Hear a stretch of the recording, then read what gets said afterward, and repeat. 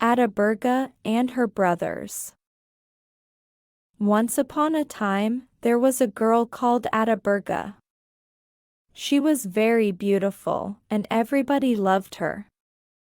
Adiberga's father was dead, and she lived with her mother and her 4 older brothers. She worked hard in the house. She fetched the water, cooked the food, and cleaned the compound. One day, Adiberga's mother said to her oldest son, "You are a man now. You must find a wife and marry her." "I don't want a wife," the oldest son said. "My sister, Adiberga, looks after me." The next day, Adiberga's mother said, "Please, my son. Don't wait any longer. Go out and look for a wife." "Where can I find a wife?" her son answered her. "My sister, Adiberga, is the most beautiful girl in the world. Where can I find a girl like her?" A week later, his mother said to him, "Have you looked for a wife yet? Have you found a girl?" "I have looked for a wife," her son answered, "but I have not found one. I love my sister, Adiberga, and I want to marry her. Then she will stay at home with us forever." His mother was angry. "You can't marry Adiberga," she said. "She is your sister. How can a man marry his own sister?" Her son was angry too. "Mother," he said, "I will never marry another woman. I want my sister, and I will have her." He spoke to his mother every day. At first, she was angry, but then she began to listen to him. At last she said, "Yes, my son. You can marry Adiberga. I will help you." The oldest son was very happy. The second and third sons were happy too. "Adiberga will stay at home with us now," they thought. "We will never lose her." That evening, Adiberga went to the river to fetch water. Her mother and her brothers stayed in the house. Adiberga filled her pot with water and walked home. She went to the door of the hut. She wanted to go inside. But her oldest brother put his leg across the door. "Brother," she said, "please put your leg down. I want to come in." Her oldest brother smiled at her. "I am not your brother," he said. "I am your husband." And he put down his leg. Adiberga tried to go in again, but her second brother held his leg across the door. "Please, brother," she said. "Let me come in." "I'm not your brother," her second brother said. "I am your brother-in-law." And he put down his leg. Adiberga waited. Her third brother's leg was across the door now. "What are you doing?" she said. "Please, brother. Put your leg down. Let me come in." "I am not your brother," the third brother said. "I am your brother-in-law." And he put down his leg. Now, Adiberga's mother sat beside the door. She put her leg up. Adiberga couldn't go inside. "Mother," she said, "please let me come in. Please put your leg down." "I am not your mother," her mother answered. "I'm your mother-in-law." And she put down her leg. Adiberga's fourth brother sat beside the door now. He was disabled. His legs were weak and he couldn't walk. He lifted one leg with his hands. "Brother," Adiberga said, "why are you doing this to me? Please, let me come in." Her fourth brother put down his leg. "Yes, dear sister, you can come in," he said. The next evening, Adiberga went to the river again. When she came home, her family was together in the hut. Again, they lifted their legs against her. Again, her fourth brother let her come in. They did this every day, week after week.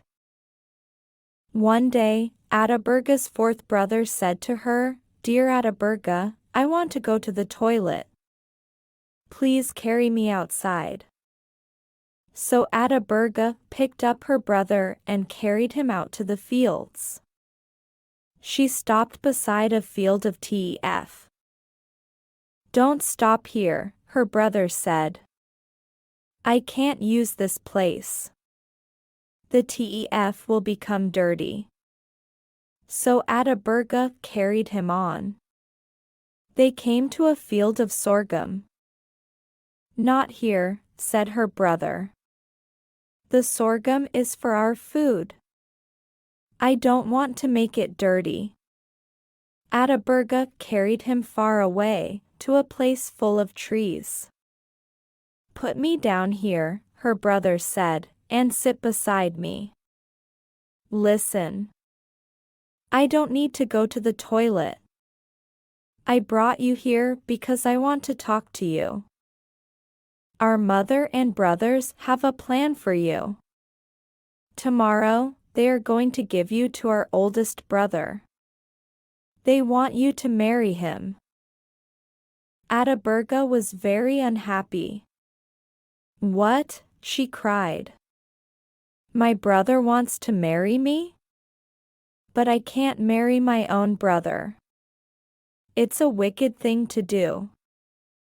"I agree," her youngest brother said. "But they will try to force you. My dear sister, you must run away. Go now." "But where can I go?" Adiberga said. There were tears in her eyes now. "Who will help me?" "God will help you," her brother said. "Be strong. Go." So Adiberga ran away. She ran and ran, over the fields, up the mountains and down into the valleys. At last, she came to a big river. "I can't cross this river," she thought. "It's too deep. I must stay here." There was a big tree near the river. "I'll climb the tree," Adiberga thought. "I will be safe there from the wild animals." So Adiberga began to live in the tree. She collected fruits and leaves for her food, and she drank the water of the river. Now a rich man lived not far away. Every day, his servant girl came down to the river to fetch water. One day, the girl walked under Adiberga's tree to the edge of the river. She put her pot down and began to fill it. Adiberga was sitting in the tree above the girl's head. When the girl filled her pot, she looked down at the water, and she saw Adiberga's face. "That's my face," the girl thought. "Oh, how beautiful I am." She looked at the face in the water again and again. "That is not the face of a servant girl," she thought. "It's the face of a princess. I'm not going to be a servant anymore. I'm going to find a rich man to marry me." She dropped her pot on the ground, and it broke. "It doesn't matter," the girl said. "It was just an old water pot. I don't need it now. I'm beautiful. I'm going to be a princess. She ran back to the rich man's house. But before she reached it, she began to think. I broke my master's pot, she thought, and he is waiting for his bath. He will be angry with me. I must take another pot and go to the river again.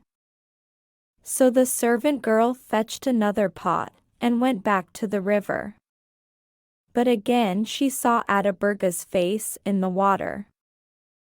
It's true, she cried. I am the most beautiful girl in the world. She dropped the second pot, and it broke too. Then Adiberga spat on the girl from the tree. The girl looked up and saw her. Oh, she said. I am not beautiful at all. The face in the water was not mine. It belongs to the girl in the tree. I will tell my master. I have broken 2 of his pots, but when he sees this girl, he will not be angry with me. So the servant girl ran home to her master. Master, she said. I saw a girl in a tree beside the river today. She was as beautiful as Saint Mary.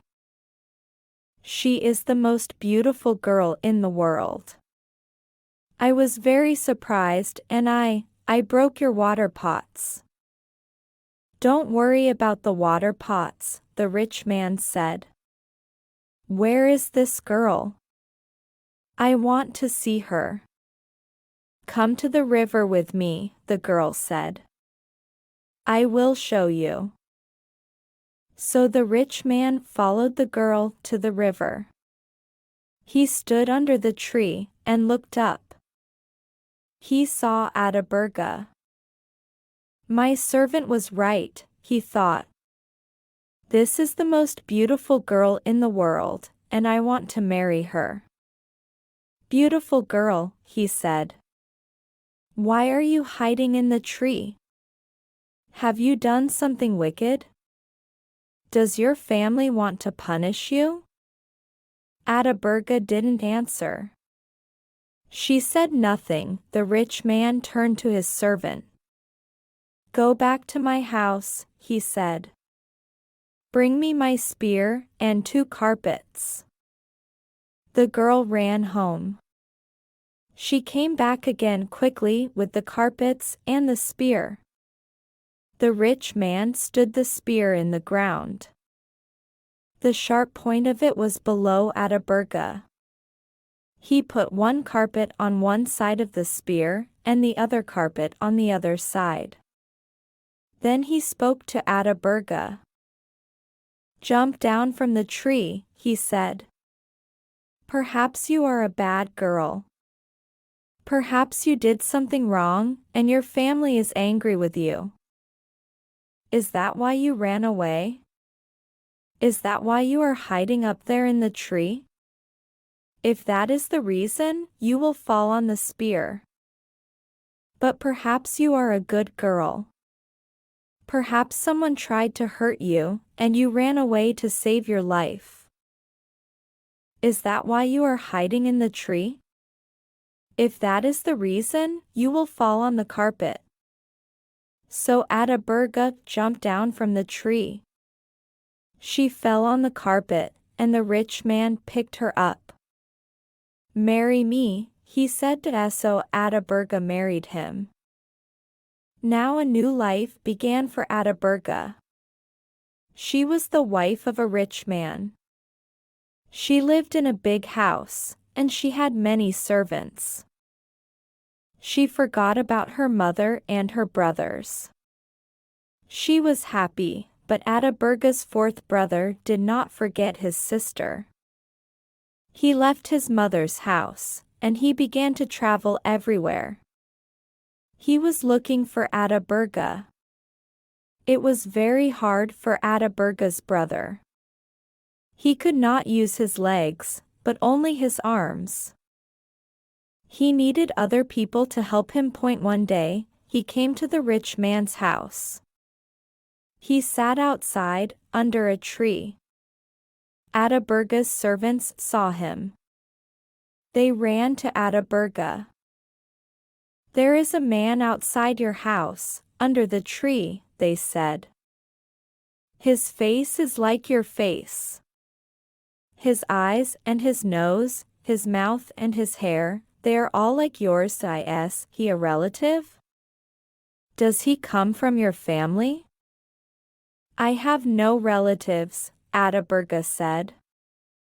"I have only one brother, and he is disabled. Go and look at the man again. If he is disabled and cannot walk, come and tell me." The servants hurried out to the tree again. Soon they came back to Adiberga. "He looks like you," they all said. "His hair, his eyes, his teeth. But is he disabled?" Adiberga said. "Can he walk?" Her servants looked at each other. "We don't know," they said at last. "He was sitting on the ground. We didn't see his legs." "I will see him myself," Adiberga said. Her servants put carpets down on the ground for her, and Adiberga walked outside. She went to the tree, and saw her brother. She was very happy. She ran to him, and kissed him. "Oh, my dear, dear brother," she said. "Come into the house. You are tired, and hungry. You must rest, and I will make a delicious meal for you to eat." She took her brother inside. She washed his feet and gave him the finest food to eat, and tej to drink. Her brother finished his meal at last. "Now," said Adiberga, "you must listen to me. My husband is not here tonight, but he will come home tomorrow. He is a good man, but he likes to trick people. Ask if you can help him. He will say something strange. Perhaps he will say, 'Kill my cattle.' Don't do it. Look after the cattle for him. Or perhaps he will say, 'Take my cattle to the desert. Don't let them drink water. Then you must take them to the river, and let them eat and drink.' Listen carefully to his words, and do the opposite." The next day, Adiberga's husband came home. "My brother is here," Adiberga said. "He wants to help you." "Ah," said her husband. "That is good. He can take the cattle up to the mountain and push them over the cliff." Adiberga's brother smiled at her. "Good," he said. "I will do that." The next morning, he went out with the rich man's herdsman. He took the cattle to the valley, and they ate the good green grass. That evening, the rich man was happy with his brother-in-law. He went to his box and took out some hairs from a sheep, some hairs from a goat, some hairs from a cow, a mule and a horse. He put them in a sack and gave them to Adiberga's brother. He gave him a stick, too. "Go home," he said. "Take this sack with you. When you reach your house, beat the sack with the stick. Goodbye, dear brother." "May God go with you," Adiberga said. So Adiberga's brother went home. When he arrived, he stood outside the hut. He took out the sack and beat it with the stick. At once, hundreds of sheep and goats, cows, mules and horses ran out of it. He looked at them and laughed. He was very happy. "I am a rich man now," he thought. "Thank you, Dear brother-in-law. His brothers heard the noise of all the animals. They came out of their hut. What happened to you? They said to the fourth brother. Where did you go? And where did you get all these animals? I went to find our sister, the fourth brother said. She has married a rich man. He gave all these animals to me. The oldest brother was not happy. My youngest brother is rich, and I am poor, he thought. I will go to my brother-in-law. He will give me sheep and goats, cows, mules and horses, and I will be rich too. So the eldest brother went off to find Adiberga. He came at last to her house, and sat down under the tree. He called to her servants.